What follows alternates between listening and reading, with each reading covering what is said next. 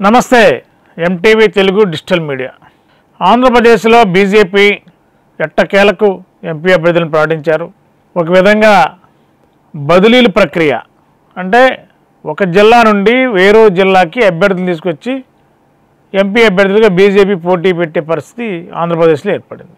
మరి AP BJP అధ్యక్షురాలు శ్రీమతి పురంధేశ్వరి గారు ఈ జిల్లాకు సంబంధం లేదు, కోస్తా జిల్లా గోదావరి జిల్లాలకి అలా సంబంధమే లేదు, ఆమె ప్రకాశం జిల్లా కానీ పార్టీ అధ్యక్షుడు అయి ఉండొచ్చు కానీ ప్రకాశం జిల్లా సంబంధించిన నాయకురాలు.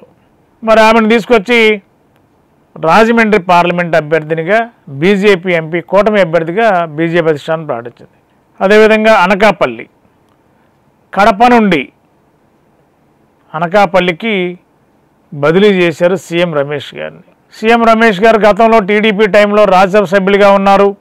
తర్వాత రాజకీయ పరిణామాలు అంటే 2019లో ఆంధ్రప్రదేశ్లో వైఎస్ఆర్సీపీ అధికారంలో రాగానే సీఎం రమేష్ గారు, సుజనా చౌదరి గారు ఈ బ్యాచ్ అంతా కూడా బీజేపీ బాట పట్టారు. అప్పటి నుండి బీజేపీలో చాలా కీలకంగా ఉన్నారు. ఇవాళ ఆంధ్రప్రదేశ్లో టీడీపీ బీజేపీ పొత్తు కుదరటానికి పవన్ కళ్యాణ్ గారు ఒక కారణం అయితే సీఎం రమేష్ గారు కూడా చాలా బలమైన కారణంగా కీలకమైన వ్యక్తిగా బీజేపీ పెద్దలతో చర్చలు జరిపి ఎట్టకేలకు బీజేపీ టీడీపీ కలిసి వెళ్ళడానికి పవన్ కళ్యాణ్ గారితో పాటు సీఎం రమేష్ గారు కూడా కీలక పాత్ర పోషించారని మనకున్న సమాచారం. ఈ నేపథ్యంలోనే సీఎం రమేష్ గారికి ఎంపీ స్థానాన్ని, అనకాపల్లి పార్లమెంటు స్థానాన్ని బీజేపీ తరఫున ప్రకటించినప్పటికి కూడా తెలుగుదేశం పార్టీ అధినేత చంద్రబాబు నాయుడు గారు కూడా బీజేపీ అధిష్టానానికి ఒక రెఫరెన్స్ సీఎం రమేష్ గారికి కూడా ఎంపీ టికెట్ ఇవ్వండి అనకాపల్లి ఎంపీ పార్లమెంట్ స్థానం నుంచి.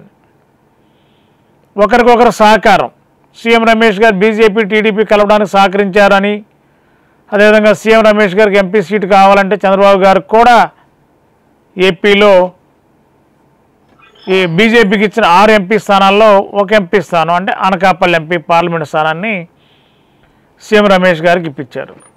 సీఎం రమేష్ గారికి అనకాపల్లికి ఎలాంటి సంబంధం లేదు, తెలుగుదేశం పార్టీలో ఉన్నప్పుడు కూడా ఎలాంటి సంబంధం లేదు. కేవలం అనకాపల్లి పార్లమెంట్ పరిధిలో ఉన్న అసెంబ్లీ నియోజకవర్గాల్లో కొప్పు వెలమ సామాజిక వర్గం అధికంగా ఉన్న ప్రాంతాలవి. మరి సీఎం రమేష్ గారు కూడా కొప్పు వెలమ సామాజిక వర్గం చెందిన వ్యక్తి. కడపలో పుట్టి మరి ఈ జిల్లాలో అంటే విశాఖపట్నం జిల్లా అనకాపల్లి పార్లమెంటుకి ఎంపీ అభ్యర్థిగా సీఎం రమేష్ గారు రావడం అంటే మరి విజయం చేకూరుతుందా, స్థానికంగా ఉన్న ప్రజానికం యాక్సెప్ట్ చేస్తారంటే పొత్తుల్లో టీడీపీకి తప్పదు. అదేవిధంగా ఎంపీ క్యాండిడేట్లు యాక్చువల్గా బీజేపీకి కూడా అనుకున్నంత స్థాయిలో పార్లమెంటుకి బీజేపీ నుండి పోటీ చేయడానికి అభ్యర్థులు కూడా అంతంత మాత్రంగా ఉన్న పరిస్థితి ఉంది. తప్పనిసరి పరిస్థితుల్లోనే పురంధేశ్వరి గారిని రంగంలో దించారు. అదేవిధంగా సీఎం రమేష్ గారిని అనకాపల్లి ఎంపీగా పెట్టారు. సరే, నరసాపురం పార్లమెంట్ అంటే ఆల్రెడీ నరసాపురంలో మరి శ్రీనివాసవరం గారు ఎప్పటి నుంచో పార్టీకి బీజేపీకి చాలా లాయల్ పర్సను. ఉమ్మడి పశ్చిమ గోదావరి జిల్లాకు కొన్ని సంవత్సరాలుగా జిల్లా ప్రెసిడెంట్ చేశారు. ఇప్పుడు స్టేట్ సెక్రటరీగా ఉన్నారు.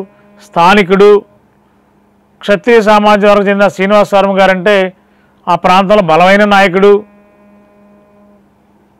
మిగిలిన ప్రాంతాల్లో ఎవరికి కూడా స్థానికంగా ఉన్న వ్యక్తులకి ఎంపీ టికెట్లు బీజేపీ ఇచ్చిన దాఖలా లేవు.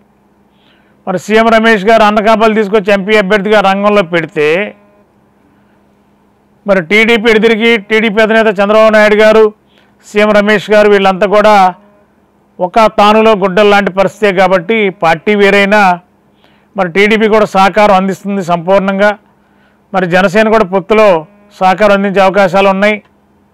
మరి ఈ నేపథ్యంలో అనకాపల్లిలో మరి సీఎం రమేష్ గారు సక్సెస్ అవుతారా? స్థానికంగా వైఎస్ఆర్సీపీ ఆ ప్రాంతంలో చాలా బలంగా ఉంది, బీజేపీ ఓట్ బ్యాంకు చాలా తక్కువగా ఉంది. మరి టీడీపీ జనసేన అంతంత మాత్రంగానే అనకాపల్లి పార్లమెంట్ నియోజకవర్గంలో ఉంది. మరి ఈ క్రమంలో టీడీపీ జనసేన బీజేపీ పొత్తులో సీఎం రమేష్ విజయం సాధ్యమా అసాధ్యమా? ప్రస్తుతానికైతే అభ్యర్థిని ప్రకటించారు. అన్ని పార్టీలు ఇప్పటివరకు బదిలీలు చేస్తే అభ్యర్థులు ఒక జిల్లా నుండి లేదా ఒక కాన్స్టిట్యున్సీ నుండి వేరే జిల్లా కాన్స్టిట్యున్సీకి అభ్యర్థులను పెడితే ఇప్పటిదాకా తెలుగుదేశం, బీజేపీ లేకపోతే జనసేన పార్టీలు వైఎస్ఆర్సీపీని విమర్శల వర్షం కురిపించారు. మరి వాళ్ళ తెలుగుదేశం కూడా అదే బాటలో ఉన్నారు, బీజేపీ అదే బాటలో ఉంది, జనసేన కూడా అదే బాటలో ఉంది. ఏదేమైనా రాజకీయాల్లో 2024 ఎన్నికలు ఒక కొత్త భాష్యం చెప్పింది అనుకోవాలి. గెలుపు ఓటమిలు పక్కన పెడితే అభ్యర్థుల ఎంపిక బదిలీలు బాట పట్టారు అన్ని పార్టీలు. ఒక జిల్లా నుంచి ఇంకో జిల్లాకి, ఒక కాన్స్టిట్యున్సీ నుంచి ఇంకో కాన్స్టిట్యున్సీకి ఈ విధమైన కొత్త వరవడికి వైసీపీ శ్రీకారం చుడితే వైసీపీ బాటలోనే తెలుగుదేశం, జనసేన, బీజేపీ కూడా ప్రయాణం చేశాయి. మరి గెలుపు ఓటమిలు పక్కన పెడితే అభ్యర్థుల ఎంపిక బదిలీలు బాట పట్టారు అన్ని పార్టీలు. ఒక జిల్లా నుంచి ఇంకో జిల్లాకి, ఒక కాన్స్టిట్యున్సీ నుంచి ఇంకో కాన్స్టిట్యున్సీకి ఈ విధమైన కొత్త వరవడికి వైసీపీ శ్రీకారం చుడితే వైసీపీ బాటలోనే తెలుగుదేశం, జనసేన, బీజేపీ కూడా ప్రయాణం చేశాయి.